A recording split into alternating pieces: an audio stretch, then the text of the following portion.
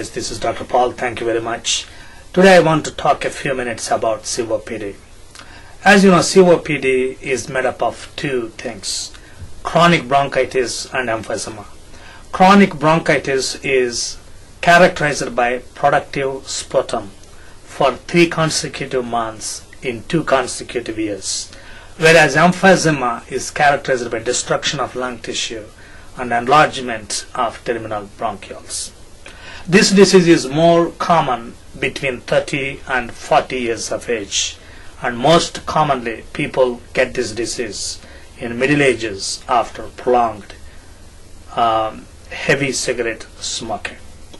And it has been found that people who smoke like 25 cigarettes a day are like 30 times carry higher risk, like 30 times higher risk than non-smokers.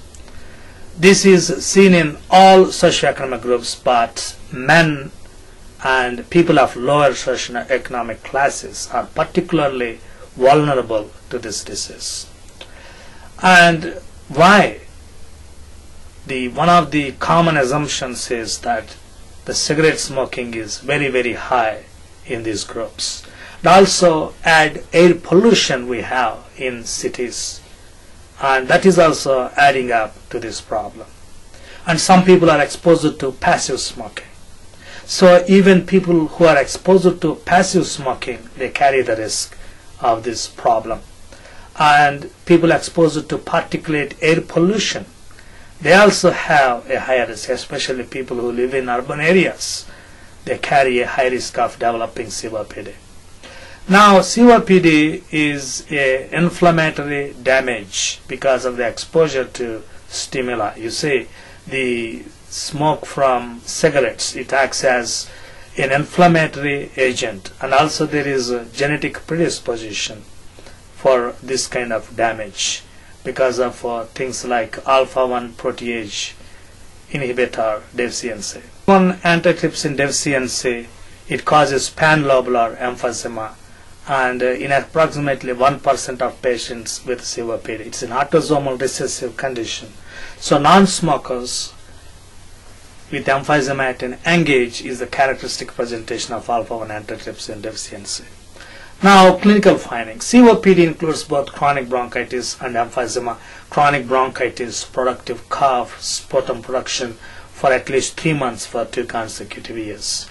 Emphysema causes chronic dyspnea because lung has been damaged, lung tissue has been destroyed.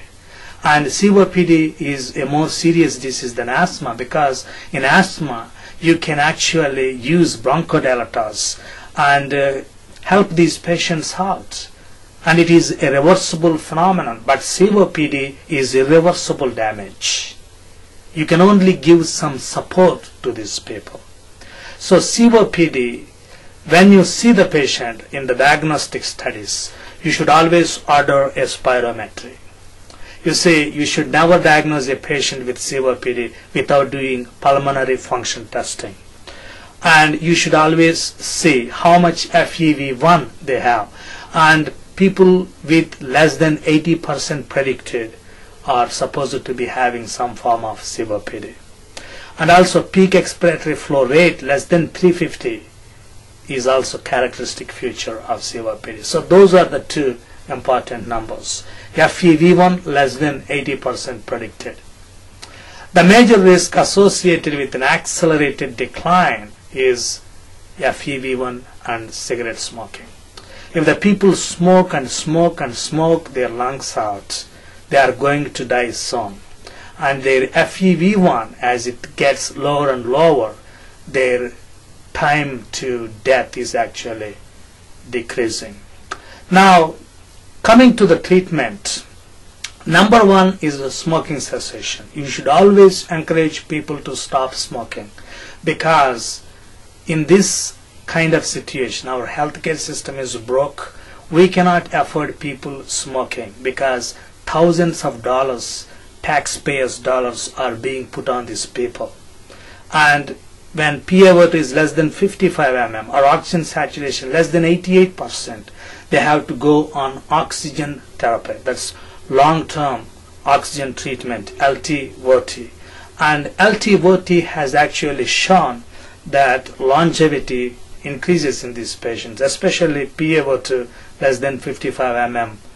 And these patients, they definitely need, when right heart failure or hypercapnia is present, you should always start patients on long-term oxygen therapy. Now, pharmacotherapy, number one, smoking cessation. For smoking cessation, we have 3 drugs in the market.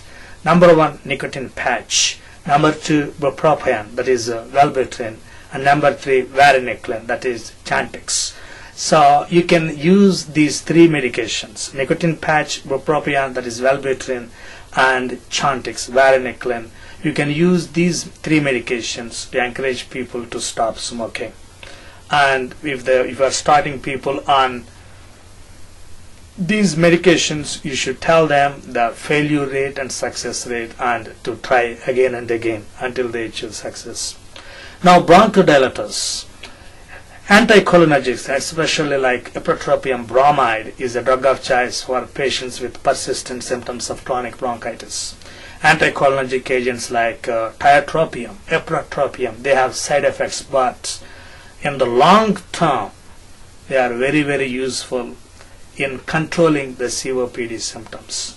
That's why you should always think of anticholinergic medications. And also, the alpha agonist inhalers like albuterol, salmeterol, they increase FEV1, but you should be considerate of side effects like nervousness, tachycardia. And overall, long-acting agents such as salmeterol may be more useful because they have less side effects. Now, whenever patients get COPD exacerbations, we use antibiotics. What is the rationale behind it? Most of the exacerbations are due to viral infections, but still we use antibiotics like ampicillin, sulfamethoxazole, or even cephalosporins because it has been shown that antibiotics are useful. Finally, corticosteroids. Many patients, especially when they get COPD exacerbations, we give them steroids in our hospitals, like prednisolone, like starting like 60 milligrams per day and tapering them down. And steroids have shown to be very, very useful in controlling COPD exacerbation. So that's about briefly about COPD.